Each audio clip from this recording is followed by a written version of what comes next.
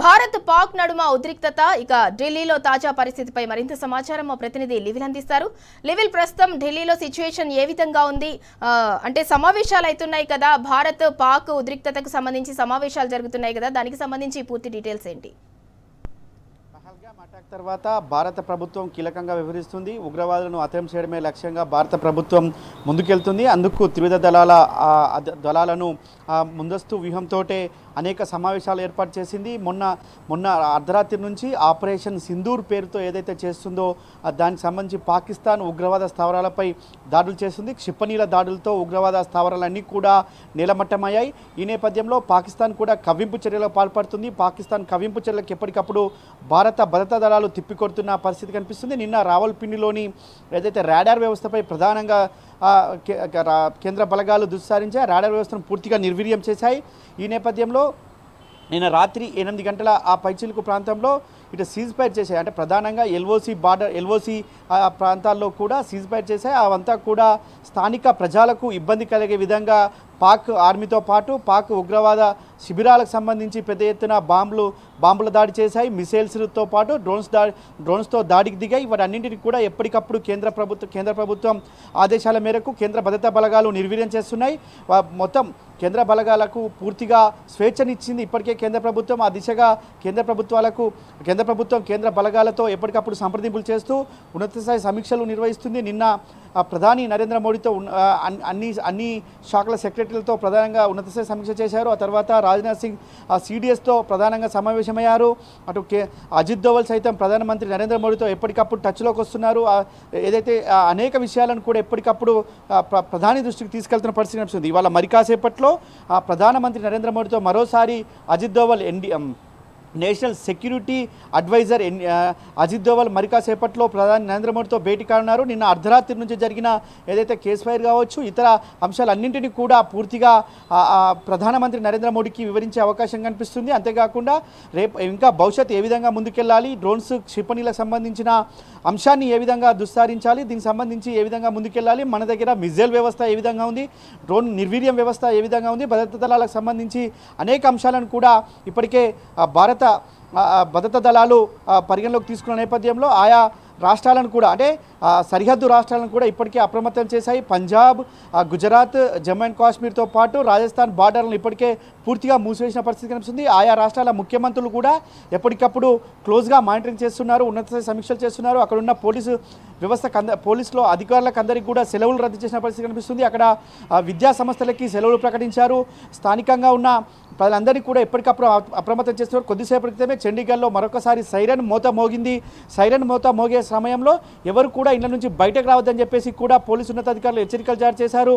ఆ నేపథ్యంలో భారత ప్రభుత్వం చేపడుతున్న అనేక విషయాలను కూడా ఇవాళ మరొకసారి కేంద్ర బలగాల దృష్టికి తీసుకెళ్ళి కేంద్ర బలగాల ఉన్నతాధికారుల దృష్టికి తీసుకెళ్ళి ఎప్పటికప్పుడు మానిటరింగ్ చేస్తున్నారు. ఏదైతే ఇటు పాక్ కవ్వింపు చర్యలను కూడా ఎప్పటికప్పుడు తిప్పికొడుతున్నారు. పూంచ్ సెక్టార్కి సంబంధించి ఏదైతే పాకిస్తాన్ దాడుల నేపథ్యంలో అక్కడ సివిలియన్స్ కూడా కొంతమంది చనిపోయినట్టు తెలుస్తుంది. ఆ సివిలియన్స్కి సంబంధించి చనిపోయిన విషయాన్ని కూడా ఇప్పటికే కేంద్ర భద్రతా బలగాలు ధృవీకరించాయి. ఆ క్షిపణులకు సంబంధించి ఏ విధంగా వాళ్ళు దాడి చేస్తున్నారు, క్షిపణులను ఏ విధంగా మట్టు పెడుతున్న విషయాన్ని కూడా మరి కాసేపట్లో అజిత్ దోవల్ ప్రధానమంత్రి నరేంద్ర మోడీతో వివరించనున్నారు. ఇటు రక్షణ శాఖ మంత్రితో ఇప్పటికే సిడిఎస్ సంబంధించి అనిల్ చౌహాన్ కూడా భేటీ అయ్యారు. ఇంటెలిజెన్స్ వ్యవస్థ ఏ విధంగా పనిచేస్తుంది, అక్కడ రక్షణ శాఖకు సంబంధించిన డిఫెన్స్ సిస్టమ్ ఏ విధంగా పనిచేస్తుంది, ఇప్పటికే S-400 సంబంధించిన మిసైల్ ఏదైతే ఉందో దాన్ని ఇప్పటికే యాక్టివ్ మోడ్లోకి తీసుకొచ్చారు. రాడార్ వ్యవస్థను పూర్తిగా యాక్టివ్లోకి తీసుకొచ్చారు. మిసైల్ వ్యవస్థను యాక్టివ్లోకి తీసుకొచ్చారు. డ్రోన్ వ్యవస్థను పూర్తిగా అందుబాటులోకి తీసుకొచ్చిన ఈ వ్యవస్థను అంతా కూడా ముందుకు తీసుకెళ్లాల్సిన నేపథ్యంలో ఇవన్నిటిపైన కూడా ఉన్నత స్థాయి సమీక్ష చేసి అంటే భవిష్యత్ కార్యాచరణ కూడా ప్రకటించే అవకాశం కనిపిస్తుంది. జమ్మూ కాశ్మీర్లో ఏదైతే ఎల్ఓసి పరిసర ప్రాంతాల గ్రామాలు కావచ్చు, నగరాలకు సంబంధించిన వాళ్ళందరినీ కూడా సురక్షిత ప్రాంతాలకు ఇప్పటికే తరలించారు. వారిని ఏ విధంగా ఒకవేళ వారు ఇంకింత ఉద్ధృతంగా దాడులు చేస్తే ఏ విధంగా తప్పించుకోవాలి, ఏ విధంగా ముందుకెళ్లాలి అంశాలపైన కూడా స్థానికులకు అవగాహన కూడా కల్పిస్తున్నారు. అంతేకాకుండా ప్రధానంగా ఎయిర్పోర్ట్లకు సంబంధించి కూడా ఇప్పటికే అన్ని రాష్ట్రాల ఎయిర్పోర్ట్లకు ఆదేశాలు జారీ చేసింది హోంమంత్రిత్వ శాఖ. ప్రధానంగా చెక్కింగ్తో పాటు వారు తీసుకొస్తున్న అన్ని వస్తువులపైన నిఘా పెంచాలని చెప్పేసి కూడా చెప్పింది. రాడార్ వ్యవస్థ వైపు ఎవరిని కూడా పోనివ్వకుండా నిషేధించాలని చెప్పేసి కూడా నిన్న ఏవియేషన్ శాఖ ఒక ఆదేశాలు కూడా జారీ చేసింది. మరోపక్క ఆ 27 ఎయిర్పోర్ట్లను తాత్కాలికంగా ఏదైతే తాత్కాలికంగా మూసివేయించబడ్డారు. ఆయా ఎయిర్పోర్ట్ల దగ్గర కేంద్ర బలగాల ఆధీనంలోకి తీసుకున్నాయి. ఆ ఎయిర్ బస్సులు అన్నిటిపైన కూడా కేంద్రం నిఘా వ్యవస్థను పటిష్టం చేశారు. ఆయా ఎయిర్ బేసుల నుంచి క్షిపణుల దాడులు కావచ్చు, ఆయా ఎయిర్ బేసుల నుంచి ఇతర ప్రాంతాలకు రాకపోకలు కేవలం ఆర్మీ అధికారులు కావచ్చు, డిఫెన్స్ అధికారులు మాత్రమే అక్కడి నుంచి ఇతర రాష్ట్రాలకు వెళ్లేందుకు వెసులుబాటు కల్పించేందుకు అక్కడ భద్రతా దళాలు కూడా పర్యవేక్షిస్తున్నాయి. పాకిస్తాన్ కవ్వింపు చర్యలను ఎప్పటికప్పుడు మట్టుబెడుతూ ఆ కేంద్ర బలగాలు అయితే ముందుకెళ్తున్న పరిస్థితి కనిపిస్తుంది. ఇప్పటికే విదేశీ వ్యవహారాల మంత్రి జయశంకర్ సైతం అన్ని దేశాల ప్రతినిధులతో ప్రత్యేకంగా ఫోన్లో మాట్లాడుతున్నారు. ఇక్కడ పాకిస్తాన్కు భారత్ జరుగుతున్న యుద్ధాన్ని వివరిస్తున్నారు. పాకు చేస్తున్న కవ్వింపు చర్యలను సైతం ఎప్పటికప్పుడు ఇతర ఐక్యరాజ్య సమితి దృష్టికి కూడా తీసుకెళ్తున్న పరిస్థితి కనిపిస్తుంది. అంతేకాకుండా పాకిస్తాన్కి సంబంధించిన సివిలియన్స్ పైన మా దాడి కాదు, మా ప్రతీకారం కాదు, కేవలం ఉగ్రవాదుల పైన అని చెప్పేసి భారత్ పదే పదే చెప్తుంది. ఆ దిశగానే భారత్ దాడులు కూడా కొనసాగిస్తుంది.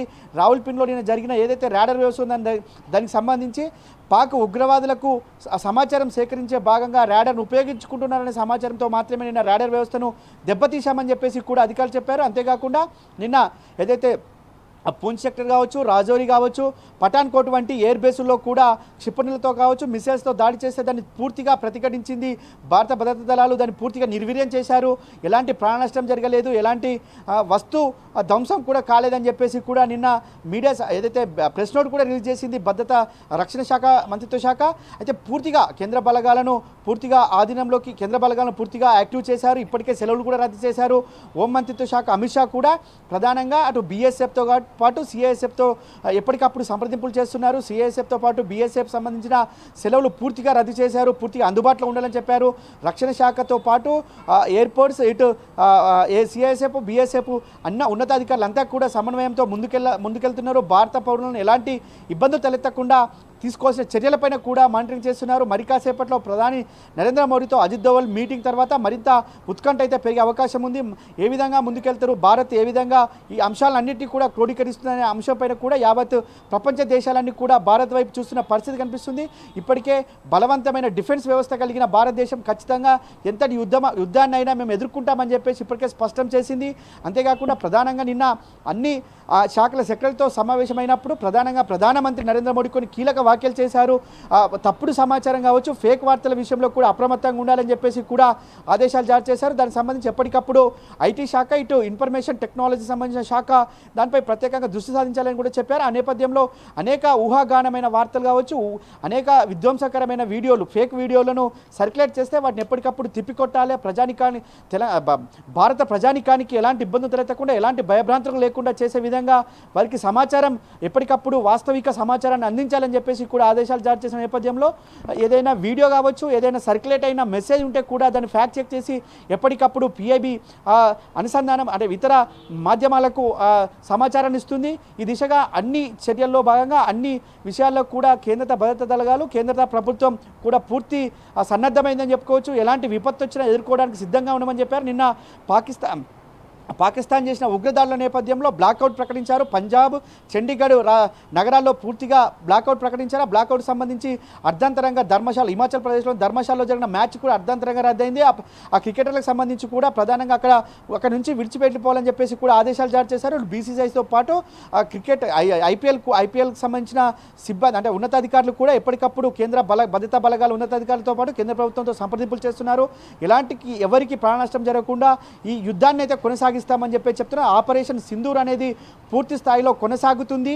ఖచ్చితంగా పాకిస్తాన్ తీవ్రవాద స్థావరాలను మట్టు పెట్టే వరకు కూడా మా పోరాటం ఆగదు. అది ఆపరేషన్ సింధూర్లో భాగమని చెప్పేసి నిన్న రక్షణ శాఖ మంత్రి రాజ్నాథ్ సింగ్ ఏదైతే చెప్పిండో అది కొనసాగుతుంది. మరి కాసేపట్లో మరిన్ని ఉన్నత స్థాయి సమావేశాలు నిర్వహించి కేంద్ర భద్రతా బలగాల విషయంలో ఏ విధంగా ముందుకెళ్లాలే అంశాలపైన కూడా చర్చించే అవకాశం అయితే స్పష్టంగా కనిపిస్తుంది. సింధూరా.